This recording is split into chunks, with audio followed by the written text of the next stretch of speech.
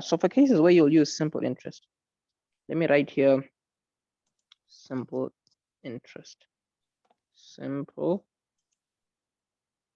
interest. Interest. So the kinds of words that they will use, right? Obviously, with simple interest, you have depreciation and appreciation, like money gaining interest and then money losing interest, you see. So with simple interest, you want to look for words like straight line depreciation. How do you spell depreciation? Is with a C. Depreciation. You see, when they say things like straight line depreciation, then you must use this formula. 1 minus I times N. You see.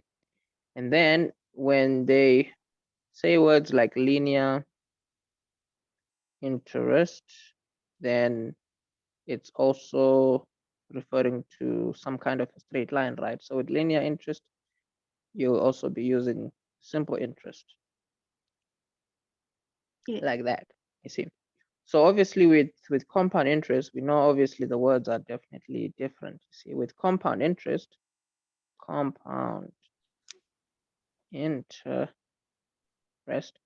they use words like what you call reducing balance. Reducing balance. When they say reducing balance, then you must use this formula here. See, so obviously when we know that our interest is compounded, I mean, that one is the blunt word, right? If it's compounded, then it's obviously going to be this formula, 1 plus I to the power of N, you see. So the one thing to also note is that obviously whenever we're dealing with compound interest, those are also the two, that's also a scenario where we will use our F formula and our A formula. I mean, our P formula. You know, those formulas, they're basically for compound interest scenarios, you see. These don't have anything to do with like simple interest or simple depreciation or whatever, you see. So that's the big idea. With compound interest, you use all these here. With simple interest, it's practically just these two here. And we know with simple interest, all it means is if something is depreciating by 10%, say something is worth like 50,000, you see. If it's depreciating by 10%, then obviously it means that, I mean, 10% of 5,000 or 50,000 is equal to 5,000, you see. So if something is depreciating at 10%, right?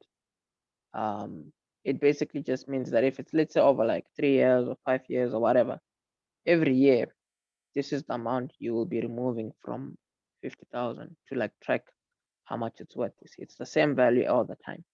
But then with things like the reducing balance, the amount that is going to be reducing by is dependent on your balance and not what your initial value was, you see. So say something is worth 50,000 in the beginning. When you remove 10% the first time, it's going to be worth 45,000, you see. And then 10% of this is like 4,500, you see. So when you remove 4,500 from this, you're gonna, I mean, when you remove 4,500 from this, you're gonna have 4,500 left, you see, going on and on and on and on and on. Whereas with this kind of a situation, you remove 5,000 from this, you have 45,000, and then you remove 5,000 again, you have 40,000. You see, so with linear depreciation, actually it depreciates much faster than the reducing balance.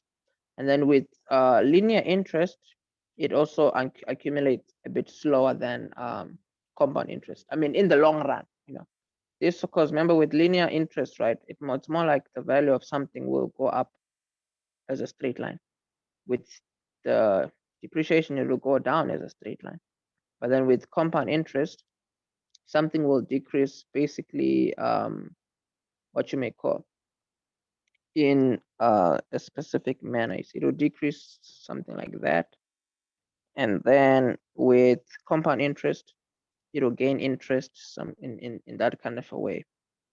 You see. So that's the difference between what you may call your simple interest and your compound interest. You see. Does that help? Makes sense. Yeah, much better. Perfect. Perfect.